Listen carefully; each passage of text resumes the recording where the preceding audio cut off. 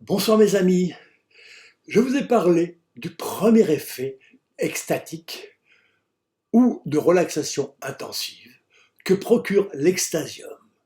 Mais il y en a d'autres et on devrait plutôt parler de phénomènes. Après une séance d'animation du tableau, des gens se sont mis à chanter spontanément, des chants qui ne ressemblent à rien de terrestre.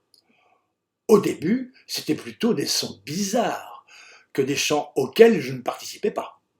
Mais en poursuivant les expériences, ces sons se sont modulés de plus en plus pour devenir réellement des chants dans lesquels je me suis finalement intégré.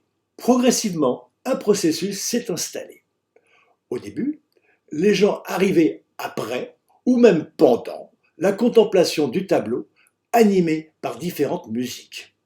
Puis, on a préféré le contempler éclairé de diverses façons, en couleurs, un moment, sans animation et dans le silence. C'était parfait à chaque séance, mais on ne se souvenait de rien après. C'est ce qui m'a conduit à traiter l'acoustique de la salle pour pouvoir capter ces chants le plus fidèlement possible, tant ils sont étranges et qu'ils ressemblent à ce qui était décrit dans le livre de l'Apocalypse. Le challenge était particulièrement difficile, car la salle a des proportions nuisibles en acoustique. Les chanteurs ne se tenaient pas devant les micros, mais se déplaçaient à parfois plusieurs mètres.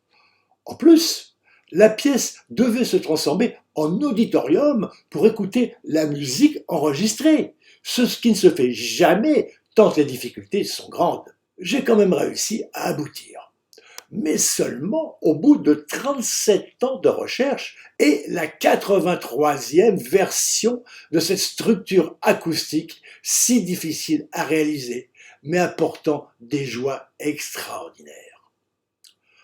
On n'a jamais réussi à déterminer qui pouvait chanter.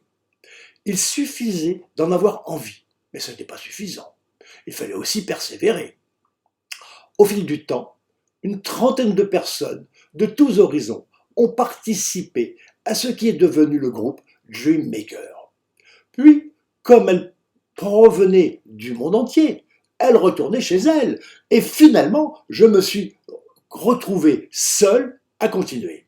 En analysant le phénomène, on a l'impression que l'image du tableau, dont je rappelle qu'il représente le début du livre de l'Apocalypse, suivant mon interprétation, résultat de mes expériences, couplé à l'acoustique très particulière de la salle, établit une connexion mentale avec un autre, Internet, dans une autre dimension, et que quelqu'un se sert de nous comme d'instrument. Je ne sais jamais ce que je vais chanter. J'ai l'impression de me dédoubler. Une part chante et l'autre pense à toute autre chose. À chaque fois, c'est toujours parfait. Et cela me procure un grand bonheur, une sensation d'amour.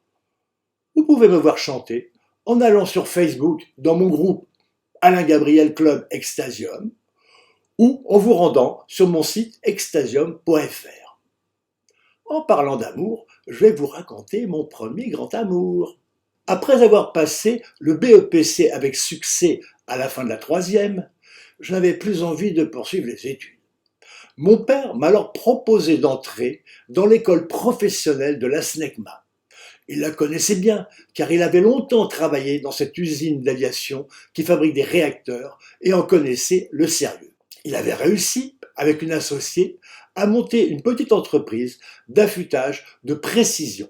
Et on pensait que je pourrais le seconder après cette école. Or, le destin est intervenu. Il n'y avait plus de place dans les professions comme fraiseur ou tourneur qui correspondaient à son activité, seulement en chaudronnerie, dont on dit qu'elle forme les artistes de l'industrie.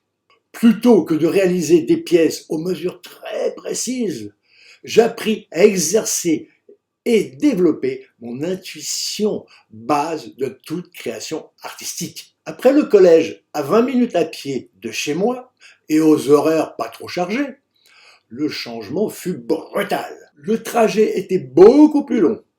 10 minutes à pied jusqu'au métro, puis long trajet avec changement à Châtelet, et encore 10 minutes jusqu'à la porte de l'usine, où des gardiens en uniforme réclamaient notre carte d'identité, même s'ils nous reconnaissaient. Elle n'existe plus. Et à la place ont été construits des logements pour les gendarmes, boulevard Kellermann, face au stade Charletti. Je devais encore marcher dans l'usine. Puis il fallait grimper les 7 étages à pied dans un escalier métallique et arriver en haut essoufflé. Il fallait pointer sur une carte en bleu, une seconde de retard, et c'était en rouge. Plusieurs rouges, et on devait revenir en col le samedi matin. On passait 9 heures par jour à l'école, soit 45 heures par semaine. Le premier contact avec l'atelier fut très bruyant, avec une trentaine de garçons tapant avec différents marteaux sur de la ferraille. On devait porter des boules tièses en cire dans les oreilles pour que ce soit supportable. Nous avions des cours inhabituels dans une école d'apprentissage, car nous étions dans une usine qui rêvait de voler.